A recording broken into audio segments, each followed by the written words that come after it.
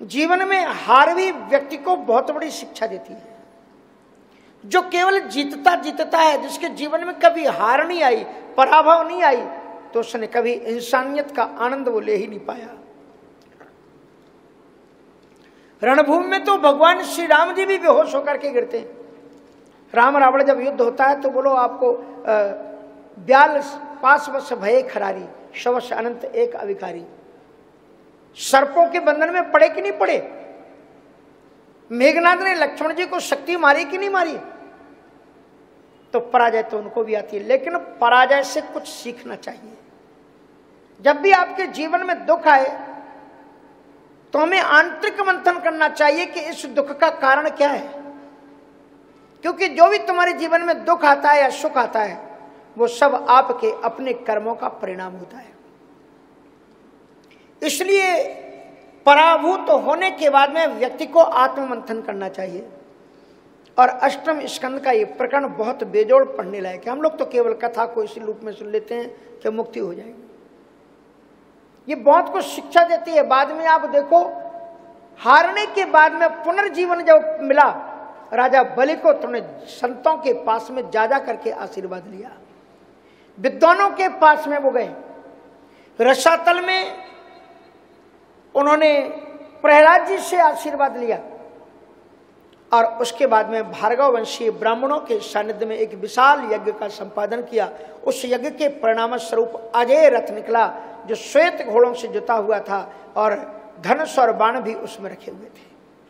उस अजय रथ को प्राप्त करने के बाद में फिर राजा बलि ने देवताओं को जीता। देवताओं के फिर कुर्सियां और सत्ता चली गई। देवताओं की समस्या ये है, जब इनके पास में कुर्सी, अधिकार, कोठी, बंगला रहते हैं, तब भगवान को भूल जाते हैं। और जब सब कुछ चला जाता है तो फिर खूब भगवान की भक्ति करते हैं। जिसलिए कहते हैं कि दुख में सुमिरन सब करें, लेकिन सुख में करे ना कोई, और जो सुख में सुमिरन करे तो दुख काहे हुए। दत्तराज बलि के द्वारा प्रताड़ित देवता लोग गली गली घूम रहे थे, भाग रहे थे, कोई जगह नहीं थी उनको रहने के लिए। देवताओं की माता अदिति ने कश्यप ऋषि से प्रार्थना की कि मुझे एक पुत्र पैदा हो जो हमारे पुत्रों के दुख को अपहरण कर सके। और उन्होंने फिर उन्हें बहुत सुंदर एक व्रत बताया, और उस व्रत का नाम है पयोव्रत। इस पयोव्रत को कब करते हैं? तो कहते फाल्गुनश्यामले पक्षे द्वादशाहम पयोव्रता अर्चये दरविंदाक्षम भक्त्या परमयान्विता। फाल्गुन मास के शुक्ल पक्ष की द्वादशी से ये व्रत प्रारंभ होता है, पयोव्रत। पयोव्रत माने दूध पी करके ही व्रत करना। और इस व्रत को माता अदिति ने किया। अर्चये दरविंदाक्षम भक्त्या परमयान्विता। भगवान की अर्चना करें, भक्ति संयुक्त होकर के करें। और बड़ी सुंदर प्रार्थना देवताओं ने भी की है। अदितेर्धिष्ठितम गर्भम भगवंतम सनातनम हिरण्यगर्भो विज्ञाय समीडे गुह्यनामि। हिरण्यगर्भ मानी भगवान ब्रह्मा जी को पता लग गया, क्योंकि अदिति के मुखारविंद पर अद्भुत आभा और प्रभा जब प्रकाशित हुई तो समझ गए कि भगवान इनके गर्भ में आ गए। बड़ी सुंदर प्रार्थना की। मेरे देवता मुझको दे ना सहारा, मेरे देवता मुझको दे ना सहारा, मेरे देवता मुझको दे ना सहारा, मेरे देवता मुझको दे ना सहारा। कहीं छूट जाए ना, कहीं छूट जाए ना दामन तुम्हारा, मेरे देवता